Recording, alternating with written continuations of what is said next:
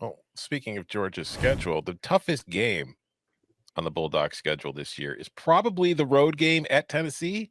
Like if we're being honest, like yeah, at Auburn, rivalry game going to be tough. You got the rivalry game against Florida and Jacksonville, but to get Tennessee on the road towards the end of the year, that could be a game for the SEC East Division title based on how they played. So, in your mind, coming off of what would I think you have to consider it a surprising season. Nobody saw Tennessee being as good as it was. Like a lot of us thought it was probably going to be pretty decent. Nobody thought it was going to be number one for a while. Nobody thought it was going to be knocking off Alabama, competing for a playoff spot.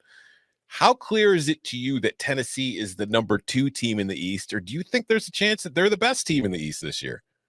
I do not believe that there's any chance in hell that they're the best team in the East. That's That the was real our thing. producer's question. He's a big No one is going to believe that. I will give Damian Mitchell, my producer on my show on Jocks in Birmingham, credit. He picked Tennessee to win 10 games last year before the season, and we all told him how crazy he was. So he actually nailed that one.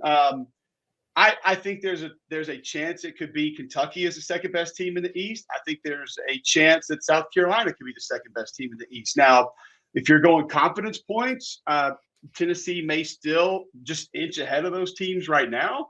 But there are massive questions.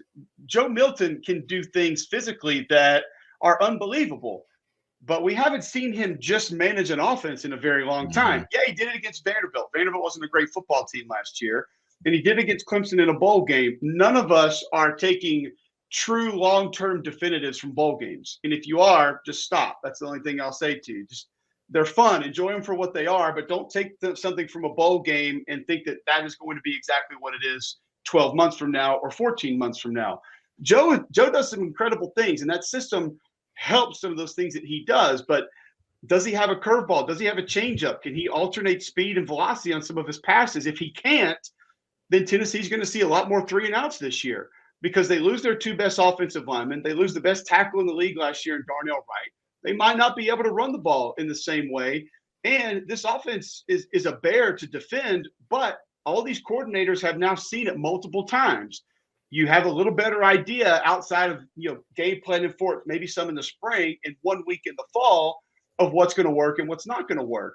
The receiving core is also going to be very different. I mean, Jalen Hyatt was unbelievable last year.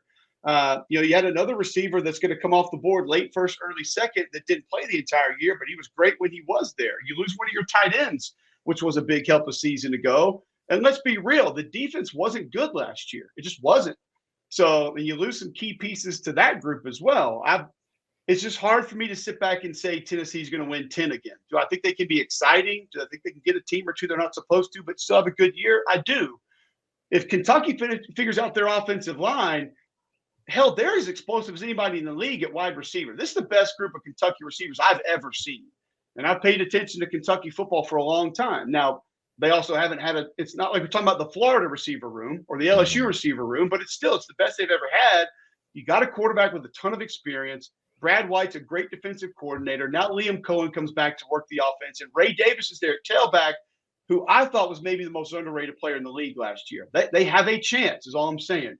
South Carolina, if they can take some of the magic of Spencer Rattler at the end of last year and consistently get that across the course of a year, Juice Wells, I think, is the best receiver coming back in the SEC. You got a big group of tight ends that could help.